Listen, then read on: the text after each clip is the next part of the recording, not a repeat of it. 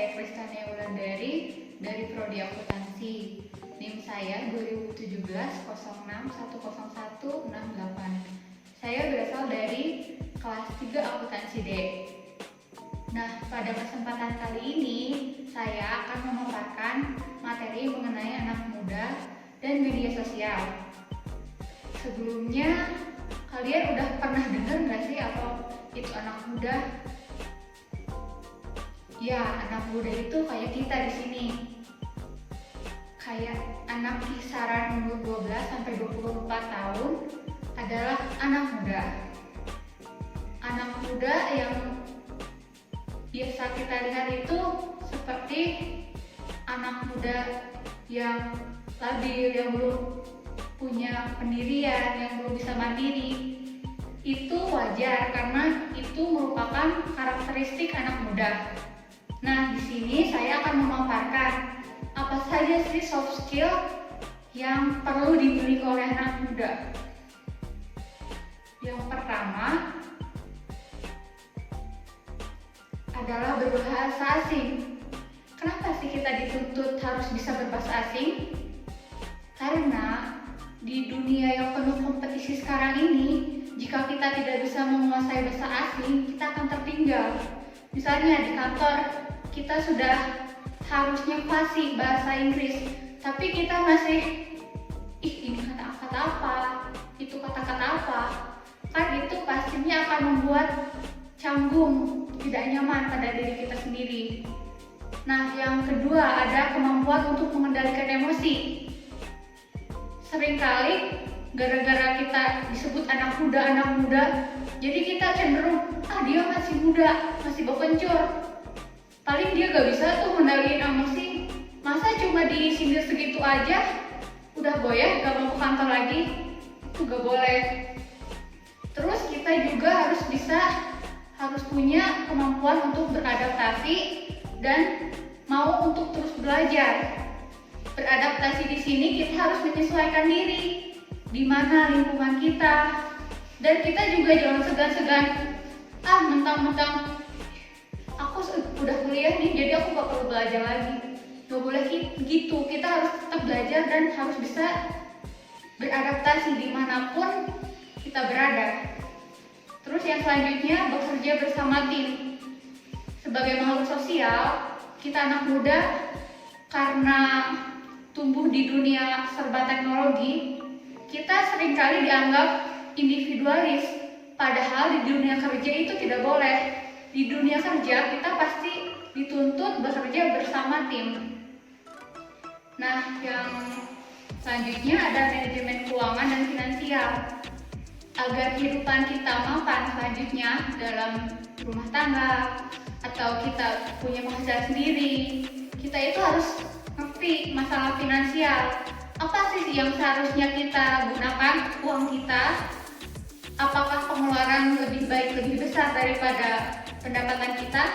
Nah, kita harus belajar mengenai finansial sejak dini.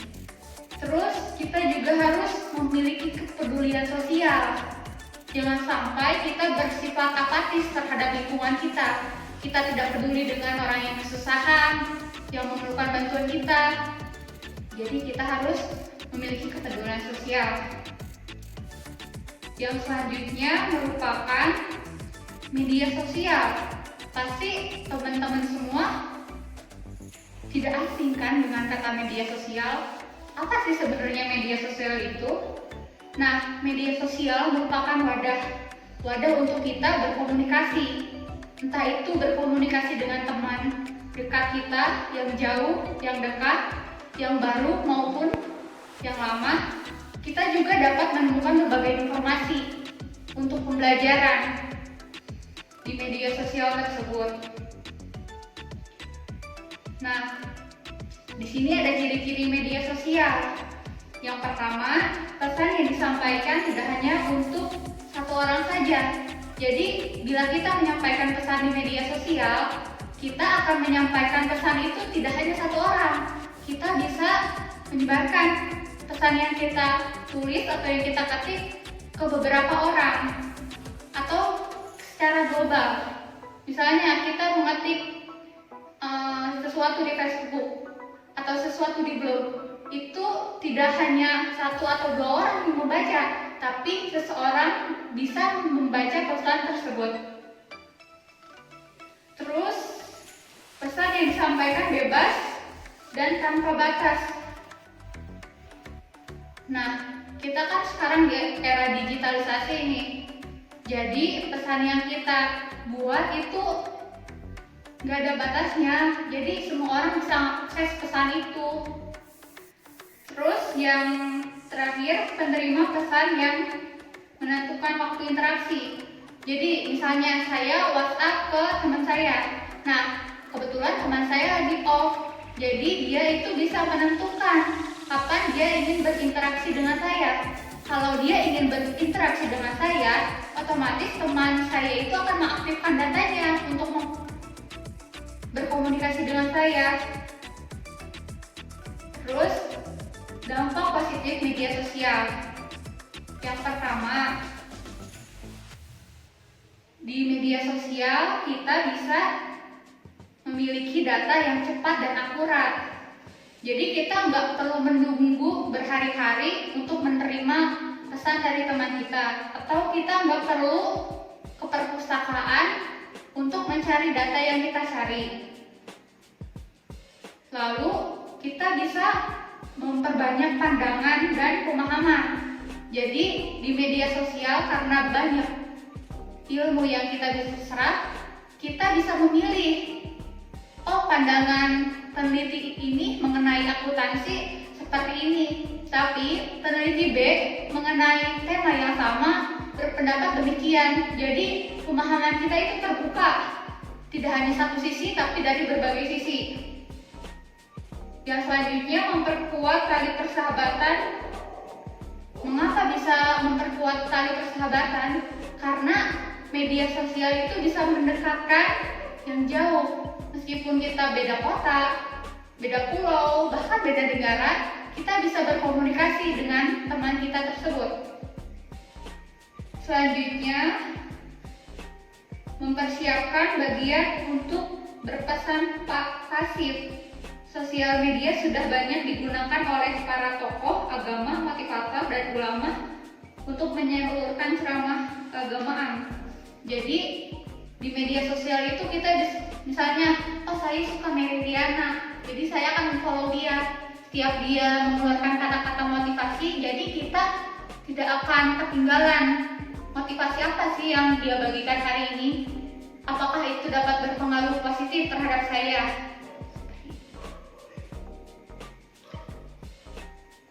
Yang selanjutnya ada dampak negatif dari media sosial. Seperti dua mata uang, satu koin kan ada dua sisi tuh, ada positifnya, ada negatifnya. Sama hal juga dengan media sosial ini. Di media sosial seringkali banyak kabar-kabar yang diragukan kebenarannya. Selain itu, banyak juga situs pornografi, prostitusi, penistaan, media peredaran ideologi radikal seperti ISIS. Nah, di media sosial juga menyebabkan kita ketergantungan sehingga menyulitkan kita atau menghapus motivasi kita untuk belajar. Jadi kalau udah menggunakan media sosial, kita cenderung ketagihan. Kalau sehari atau sejam tidak buka WhatsApp, tidak cek Instagram, rasanya ada yang kurang. Itu sudah negatif. Yang terakhir, anak dan remaja mudah menggunakan bahasa yang kotor, bahasa yang tidak layak di media sosial, seperti umpatan-umpatan yang tidak jelas. Itu tidak baik, tapi ini media sosial, jadi mereka seperti menggampangkan. Ini media sosial mau apa? Saya mengumpat, saya mengujar kata-kata kebencian. Itu negatifnya. Lalu, bagaimana sih cara menggunakan media sosial secara bijak? Yang pertama, kita harus memproteksi informasi pribadi kita. Jadi jangan semua hal yang kita miliki kita share di media sosial. ada hal-hal tertentu yang tidak boleh kita share di media sosial, seperti di mana kita tinggal, terus KTP, apalagi mengenai pembayaran online. Jadi jangan asal sebar, oh ini nomor rekening dan passwordnya atau link e-banking saya, itu nggak boleh. Karena hal tersebut bisa diakses oleh orang-orang yang kurang bertanggung jawab sehingga data itu disalahgunakan. Terus kita juga harus memiliki etika dalam berkomunikasi. Jadi kita juga harus ngerti, oh kalau saya mengetik ini, mengatakan ini di media sosial, jika itu terjadi pada saya merasa enak nggak sih?